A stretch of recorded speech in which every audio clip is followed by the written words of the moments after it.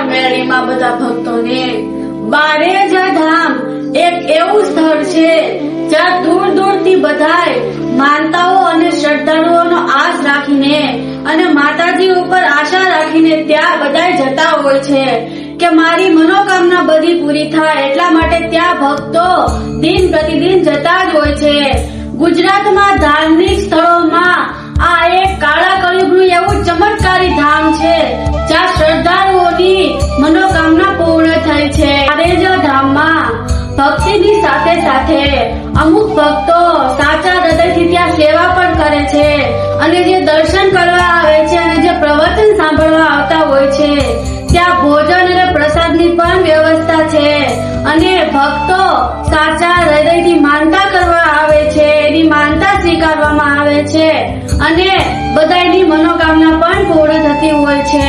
મિત્રો, જ્યારે ધાર્મિક ઉત્સવો આવે ને ત્યારે બારેજામમાં માતાજી પ્રવચન આપતા હોય છે, ઘણું બધું ધર્મનો પાઠ શીખવે છે, ત્યાં સદાચાર શું છે, કર્તવ્યનું પાલન શું છે, કેવું કર્મ કરવું જોઈએ અને ભગવાન શ્રી રામનું નામ લેવું જોઈએ, ઈ બાબતમાં આપણને પ્રવચનમાં ઘણું કહેતા હોય છે। માં ખુખાર મેળીમાં જેના નામે દુશ્મનો પણ ડરી જાય અને જેનું કામ પણ નથી થતું એ પણ કામ શક્ય બની જાય, એવી આપણે વિડીયોમાં આ વાત કરવાના છીએ કે સાક્ષાત ખુખાર મેળીમાં કેવી રીતે કામ કરે છે અને કેવી રીતે માનતાઓ પૂરી થતી હોય છે અને બારેજા ધામમાં ચમત્કાર કેમ થાય છે, આ બધું મિત્રો વિશ્વાસના કારણે જ થતું હોય છે।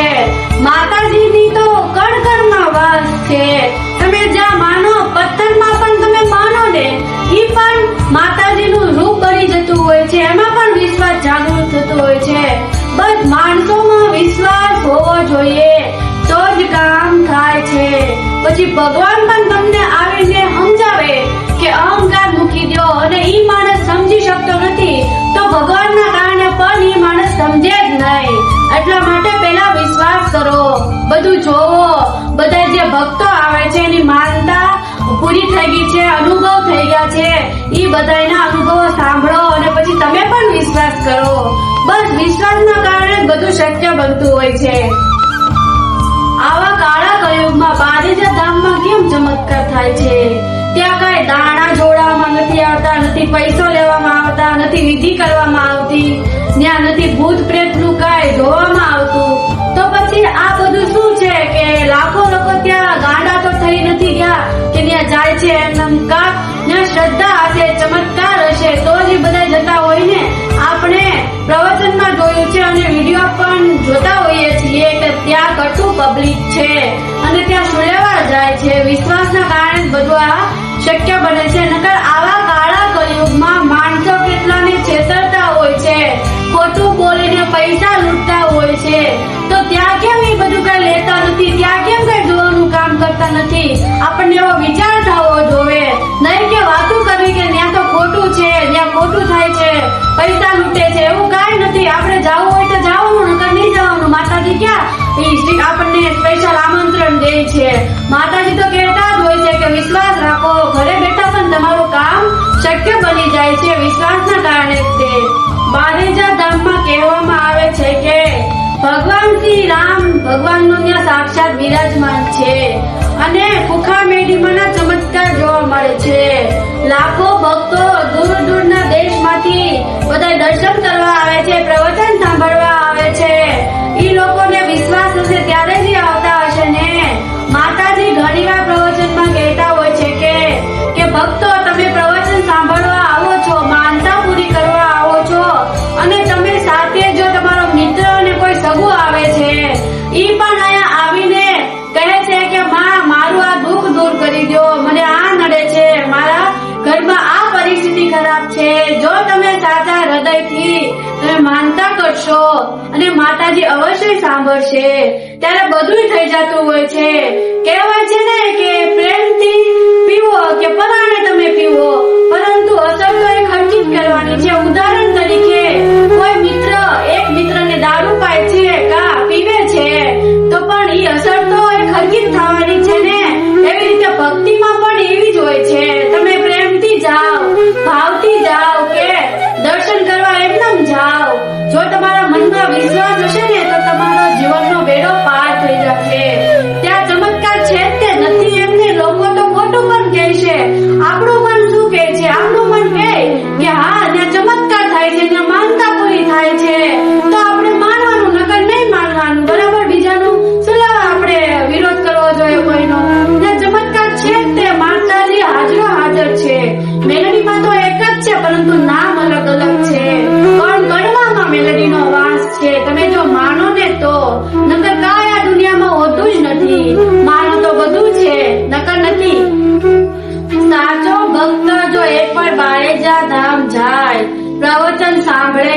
અને માતાજી જે શબ્દો બોલતા હોય છે, ધર્મની વાત કરતા હોય છે, જ્ઞાનની વાત કરતા હોય છે, ભાગવતની વાત કરતા હોય છે, ઘણા બધા શાસ્ત્રોની વાત કરતા હોય છે અને મુખ્ય તો રામ ભગવાનનું નામ લેવાનું કહેતા હોય છે. તો આપણે તેના શબ્દ સાંભળીએ અને આપણા જીવનમાં ઉતારીએ અને પછી આપણા જીવનમાં દિશા બધી બદલાઈ જાય છે.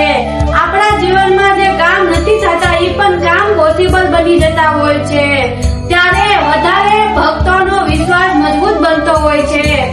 નો છૂટકે પણ એને માતાજી પાસે દર્શન કરવા જવું જ પડે છે, પ્રવચન સાંભળવા જવું જ પડે છે. એટલી લાગણી થઈ જતી હોય છે મા પ્રત્યે. એટલા માટે કહેવામાં આવે છે કે ત્યાં બાળેજા ધામમાં ખુખાર મેળીમાંનો ચમત્કાર બોલે છે અને આ ઘણા ભક્તોના અનુભવ પણ આપણે જોયા છે. આપણા જીવનમાં ક્યાંક ને ક્યાંક દુઃખ હશે ત્યારે તો આપણે બાળેજા ધામ જતા હોઈએ છીએ કે લાઈને ત્યાં જઈએ અને મા બાપાએ એવો માનતા કરીએ અને આપણે બધું એને દુઃખની વાત કરીએ તો એ માં સમજી જશે. ત્યારે આપણે ભક્તોના પણ અનુભવ જોતા હોઈએ છીએ કે કેટલા ભક્તો ખુશીથી રોતા હોય છે. શું કામ કે માની ભક્તિ હોય છે, એનામાં વિશ્વાસ હોય છે અને એનું કામ થઈ ગયું હોય છે, એટલા માટે તો એ રોતા હોય છે. એ માતાજીને યાચના કરતા હોય છે કે માં હવે તું જ મારા જીવનની ડોર પકડી લે. અને માતાજી બધું જાણતા હોય છે. માતાજી બધું દુઃખ કઈ પણ દે છે કે દીકરા તારે આ જીવનમાં દુઃખ છે, તારા જીવનમાં આ થયું છે, હવે તું આ કર, સાચો માર્ગ અપનાવ, ધર્મના માર્ગે ચાલ અને કર્તવ્યનું પાલન કર, સારા વિચાર કર, બીજા પ્રત્યે ઈર્ષ્યા ન રાખ. કામ, ક્રોધ, મોહ, લોભ ઈ જ જીવનનો એકમાત્ર અવિશ્વાસ છે. કારણ કે એનાથી બચવું જોઈએ. ઈ જ આપણને આ દુનિયામાં આ જીવનના ચક્રમાં ફસાવી દે છે. એટલા માટે પહેલા તો અહંકાર મૂકવો જોઈએ અને જે આ શાસ્ત્રોમાં લખેલું છે ઈ માર્ગે આપણે ચાલવું જોઈએ. એવું બધું માં કહેતા હોય છે પ્રવચનમાં. સાચા ભક્તને તો માયકમાં બોલવાનો પણ હક દે છે. એના દુઃખો પણ બધાને સંભળાવતા હોય છે કે જોઈ લો, ખુખાર મેળીમાંના પરચા જોઈ લો, એવું તે પ્રવચનમાં કહેતા હોય છે. એટલા માટે ભક્તો વિશ્વાસ કરવો જોઈએ, ના કે આપણે તેનો વિરોધ કરવો જોઈએ. આપણને ક્યાંક ને ક્યાંક એવો વિચાર આવતો હોય છે કે બાળેજામાં આટલું બધું પબ્લિક કેમ છે, ત્યાં કેમ ચમત્કાર થાય છે, એ કઈ ગાંડા તો થઈ ગયા નથી, કઈ એટલા બધા તો પબ્લિક અંધશ્રદ્ધામાં તો હોય નહીં. ભણેલા ગણેલા હોય એ પણ ત્યાં જાય છે, ડોક્ટરો જાય છે, વકીલો જાય છે, એ તો ભણેલા હોય છે ને, તો અંધશ્રદ્ધા આટલી બધી ન હોય. આ ભગવાન શ્રી રામનો ચમત્કાર છે, સાક્ષાત કણ-કણમાં વાસ કરે છે. આ સૃષ્ટિ, આ બ્રહ્માંડ, જગતનો નાથ, મર્યાદા પુરુષોત્તમ ભગવાન શ્રી રામનું ત્યાં બિરાજમાન થતું હોય છે. એના લીધે ખુખાર મેળીમાં ને બધા માને છે. એમને તો કઈ થતું નથી. તે ગાંડું પબ્લિક તો થયું નહીં હોય કે ત્યાં દર વખતે દર્શન કરવા જાય છે, પ્રવચન કરવા જાય છે. દિવસે ને દિવસે ત્યાં લાખો લોકો ભક્તો ત્યાં જતા હોય છે પ્રવચન સાંભળવા માટે. એટલા માટે માતાજી ઉપર વિશ્વાસ રાખવો જોઈએ. આવા ઘોર કાળા કળિયુગમાં ફક્ત એ મેલડી જ છે. ભગવાન શ્રી રામના ખાતર તે માં મેલડીનો ચમત્કાર થાય છે. એટલા માટે વિશ્વાસ છે તો બધું જીવનમાં છે અને બેડો પાર થઈ જાય છે.